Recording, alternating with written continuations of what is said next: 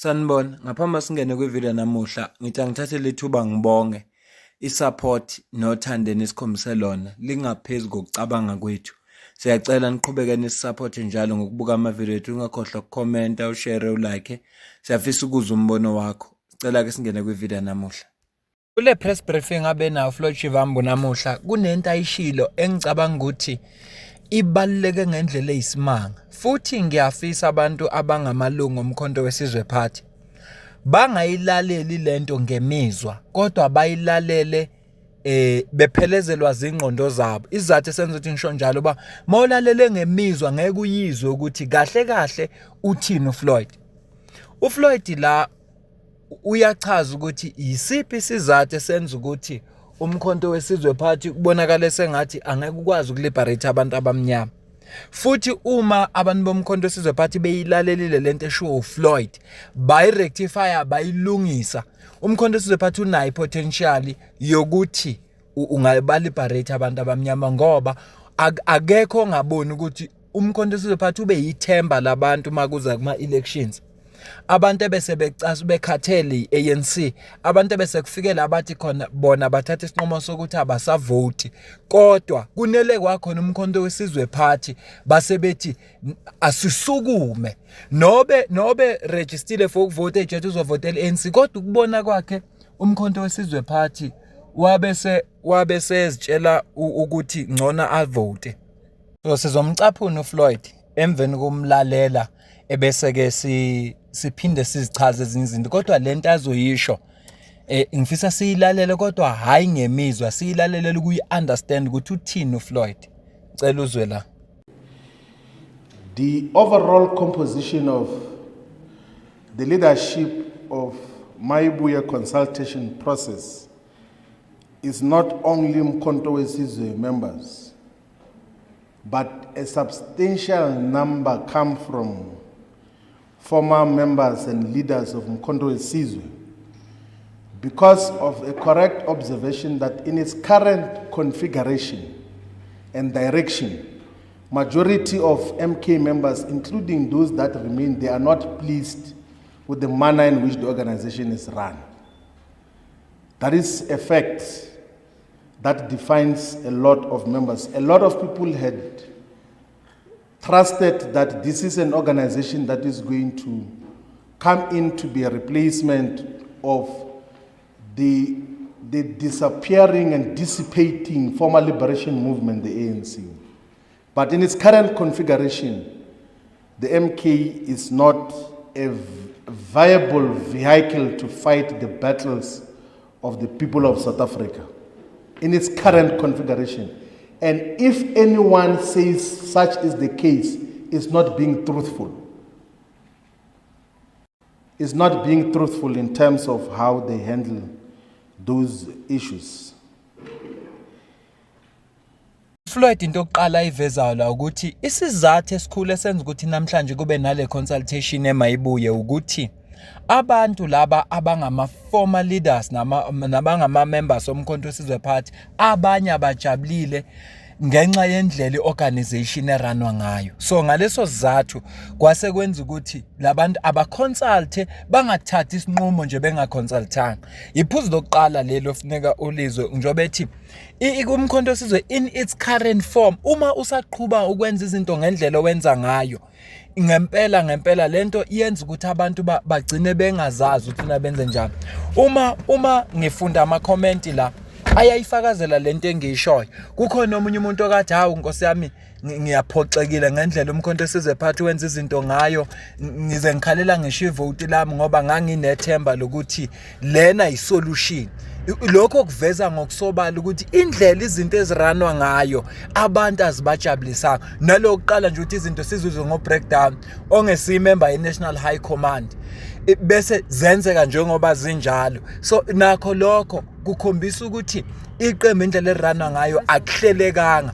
Sizocaphuna ke ivideo yesibili nakhona futhi ushinto ezibalekile uFloyd engifisa simlalele. Uma sesimlalelile bese ke sisibuka ukuthi nabomkhonto wesizwe party ngoba uthe uNhlamulo bayamalalela uFloyd bayamonitor bazozizwa lezinto nabo ngempela aba-act manje bazama ukurectify whatever lebekiwe. Uyabona ayikho into enhle njengokuthi umuntu uma yekugxeka instead of ukuthi usebenzise ukucasuka noma ama-emotions kodwa ulalela ukuthi kulento ayishoyo lo muntu alikho iqiniso na, uma likhona urectifya kanjani. Athi sizwe ukuthi utheni uFloyd mayiqhubeka. And majority of members of the organization know that the internal dynamics inhibit it or makes it impossible for it to be a fighting instrument as a collective. There can't be a movement that will fight for people's liberation if it is not defined by a deep sense of internal discipline and stability.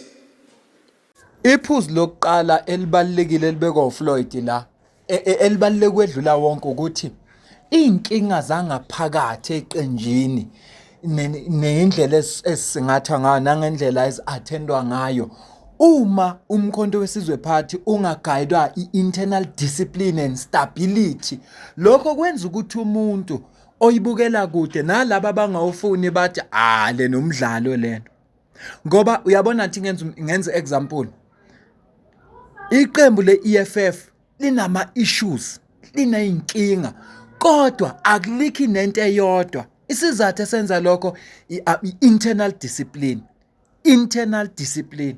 Yingakho ngithi uFloyd uthi uma umkhonto wesizwe party uqhuba ngalendlela oyiyo angeke ube i-liberation movement, kodwa uma bangarectify kube ne-internal discipline ne-stability, from lapho ke seyizokwazi ukuthi kungathi kancane umkhonto wesizwe party uyatrenda izinto zomkhonto wesizwe party ne-information esensitive abantu abangama-members bangayazi yazi umuntu oyimember ye-EFF, ngoba esikhathini esiningi izinto sizithola ngabo.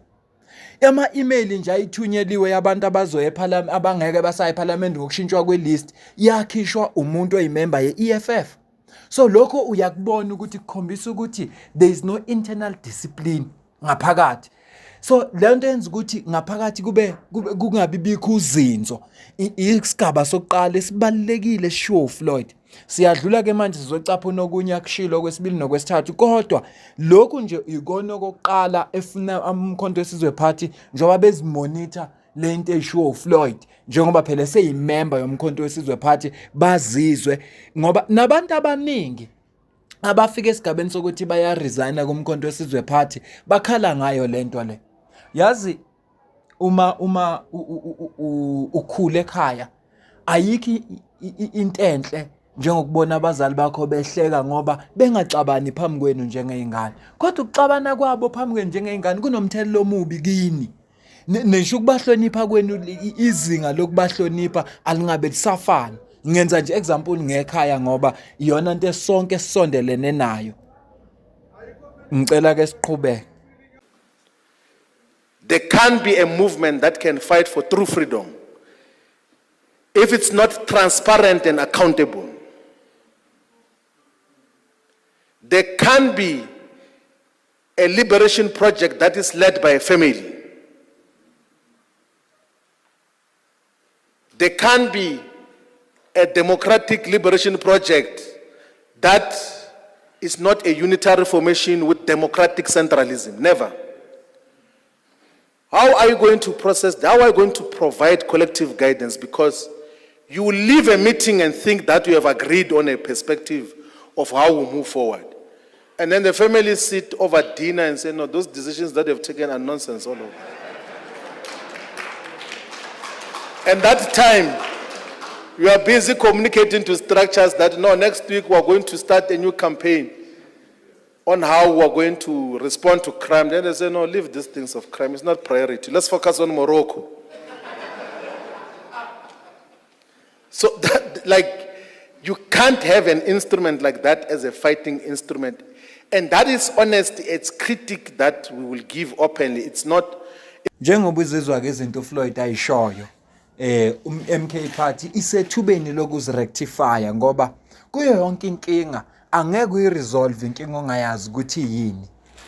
Noma yipi inkinga uma ungafuni ukudila nama symptoms uya kwi root cause, ufike uresolve i root cause, from lapho ke bese ke so eliminate ukuthi angabibikho ama symptoms.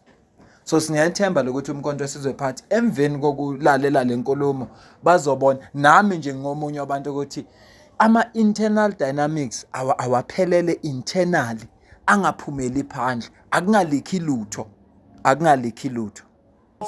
The reason why we said we must consult is because we think that the organizations that are supposed to be the fighting instruments on behalf of the oppressed masses of our people are not adequate enough to could fight the battles ahead. We don't have confidence in the ANC. We don't have confidence in the MK. We don't have confidence in the EFF. And those are the three biggest black organizations. We are going to open to listen as to what is to be done, and that will guide us as to what do we do moving forward. Thank you very much. Ngiyacela ukuza ukuphawula kwakho la ku-comment section below ngizwe ukuthi wena uthini ngalento eshiwo uFloyd njengoba nabo besazoconsulta ukuze bathathe iy'nqumo ezobe yiqondile. Okuhle-ke useseyile ilunga lomkhonto wesizwe party uma futhi econsulteni kwakhe bona ngoba eqinisweni lilonke uFloyd uyazazi ukuthi ngeke akhompithe no-President Zuma. Uyakwazi naye lokho aware ukuthi angeke akhompithe no-President Zuma. No matter kunenkinga kanani kodwa leyo nto leyo uma bengayilungisa kahle nje umkhonto wesizwe party ulungisa indaba zabo, their house ibe in order, lokho nje kuzokwenza ukuthi umkhonto wesizwe party ubuyele endaweni yawo. Ngicela ukuma-ke mina nawe bese sidibana kwivideo elandelayo. Ungasupporta ngokujoyina i-membership yale channel okanye ungasupporta ngokusidonatela noma ngabalini. Ikhona i-account kwi-comment ephiniwe. Mina nawe sidibane kwivideo elandelayo. Ngiyabonga kakhulu.